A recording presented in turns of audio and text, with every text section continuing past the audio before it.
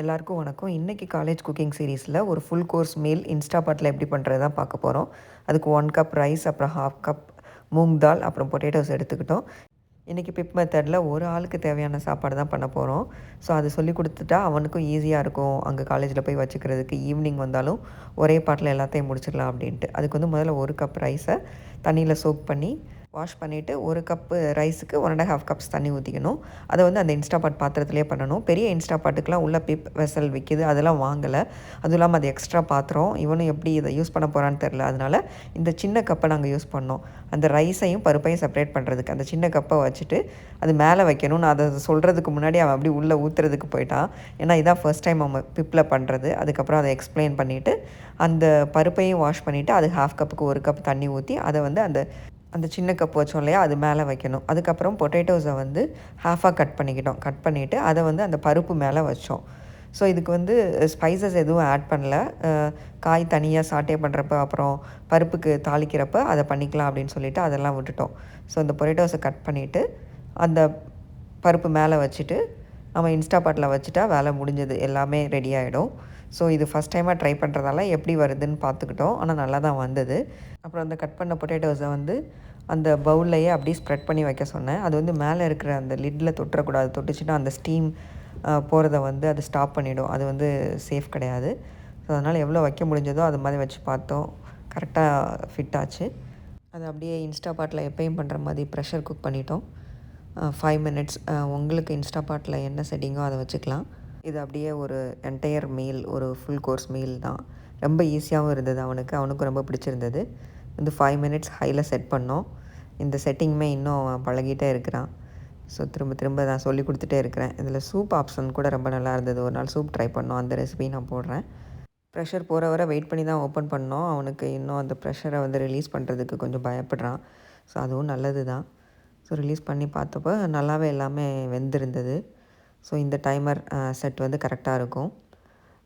அப்புறம் இதை எடுத்து உருளைக்கிழங்கு வந்து ஃப்ரை பண்ணிவிட்டு பருப்பு தாளிச்சிட்டோம். அவ்வளோதான், ரெடியாக இருந்துச்சு. இது வந்து ஒரு ஆளுக்கு கரெக்டாக இருக்கும். மேபி கொஞ்சமாக மீதி இருக்கும். ஆனால் இன்னொரு மீலுக்கு கூட சாப்பிட்டுக்கலாம். 2 பேர் சாப்பிட்ணுன்னா 2 கப் வச்சா நல்லது. பருப்பும் காயுமே 2 பேருக்கு சரியாக இருக்கும். ரைஸ் மட்டும் கொஞ்சம் எக்ஸ்ட்ரா வைக்கணும். திறந்த உடனே ரொம்பவே சூடாக இருக்கும், அப்படியே தொடக்கூடாதுன்னு சொல்லி கொடுத்துருக்கேன். ஸோ அந்த நைஃபை வச்சு அப்படி போக் பண்ணி அந்த பொட்டேட்டோஸ் எல்லாம் எடுக்க சொல்லிவிட்டு அப்புறமா பருப்பை வந்து கொஞ்சம் தண்ணி விட்டு மிக்ஸ் பண்ணோம்.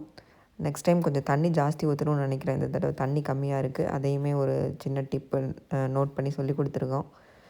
ஸோ இந்த தடவைக்கு வந்து கொஞ்சம் தண்ணி ஆட் பண்ணி அதை தாளிச்சிட்டோம்.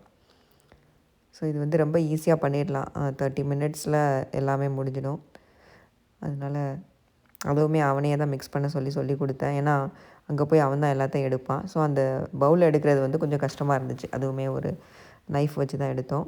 அதான் கொஞ்சம் நான் அவன்கிட்ட சொன்னேன், நான் கொஞ்சம் ஆறின பிறகு எடு அப்படின்னு சொல்லிவிட்டு. ஸோ ரைஸ் நல்லா குக்காக இருந்துச்சு, அடியில் கூட பிடிக்கல.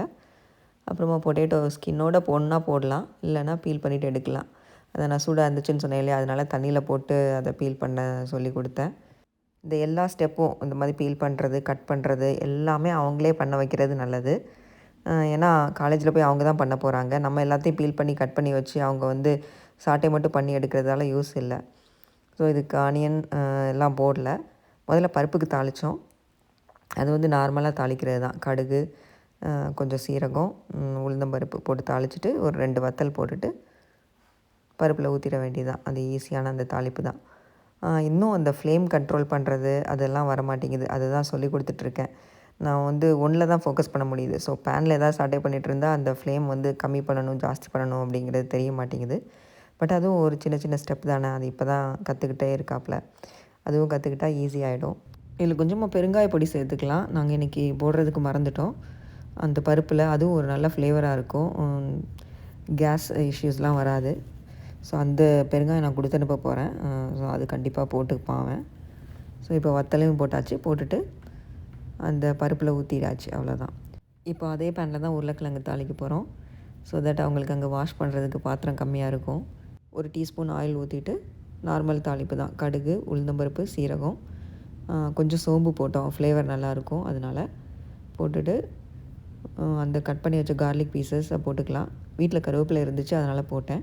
கார்லிக் பீசஸுமே ஆப்ஷனல் தான். ஒரு நல்ல ஃப்ளேவராக இருக்கும். இல்லை கார்லிக் பவுடர் கூட போட்டுக்கலாம், இல்லைனா ஸ்கிப் பண்ணிடலாம். நீங்கள் இதில் என்ன மசாலா பவுடர் வேணால் போடலாம். கரம் மசாலா, சாம்பார் பவுடர், இல்லை சிக்கன் மசாலா பவுடர் கூட போடலாம். நாங்கள் இன்றைக்கி வந்து வெறும் சில்லி பவுடர், கொத்தமல்லி பவுடர், டர்மரிக் பவுடர் போட்டோம். அப்புறமா கட் பண்ணி வச்ச பொட்டேட்டோ பீசஸை போட்டு அந்த பவுடர்லாம் போட்டு அப்படி நல்லா மிக்ஸ் பண்ணிட வேண்டியதான். ஒரு சின்ன டீஸ்பூன் கூட இல்லை, ஹாஃப் டீஸ்பூன் தான் சில்லி பவுடர் போட்டோம். அப்புறம் ஒரு டீஸ்பூன் கொத்தமல்லி பவுடர், டர்மரிக் பவுடர், சால்ட் நல்லா மிக்ஸ் பண்ணி அந்த மசாலாவோட பச்சை வாடை போகிற வரை சாட்டே பண்ணால் போதும். ஏன்னா ஏற்கனவே உருளைக்கிழங்குலாம் வேக வச்சது தானே, அதனால் அப்படின்னு சொல்லி கொடுத்தேன். இது ரொம்ப ஈஸியான ரெசிபி தான். வீக்கெண்ட் அப்போது வெளியே போய் சாப்பிட பிடிக்கல, வீட்டிலையே ஏதாவது சிம்பிளாக சாப்பிடணும், ஒரு ஹோல்சம் மீலாக இருக்கணும் அப்படிங்கிறப்ப இது மாதிரி செஞ்சு வச்சுக்கலாம். ஃப்ரெண்ட்ஸுக்கு செஞ்சு கொடுக்கணுன்னா ரைஸ் மட்டும் கொஞ்சம் ஜாஸ்தி வச்சுக்கலாம். உருளைக்கிழங்கு பருப்பெல்லாம் கூட கரெக்டாக தான் இருந்துச்சு. மசாலா வந்து எல்லா பீசஸ்லேயும் நல்லா கோட்டாகி வரணும் அப்படின்னு சொல்லி அதை நல்லா மிக்ஸ் பண்ண சொன்னேன். அந்த மாதிரி மிக்ஸ் பண்ணிகிட்ருக்காப்புல அந்த பச்சை வாடை இப்போல்லாம் அது தெரிஞ்சிருக்கு கொஞ்சம். அந்த பச்சை வாடை போன பிறகு அதை எடுத்தாச்சு. பருப்பில் உப்பு போட்டு அதையும் மிக்ஸ் பண்ணி பருப்பு ரெடி ஆகிடுச்சு. ஸோ ரைஸு, பருப்பு, உருளைக்கிழங்கு 3மே ரெடி.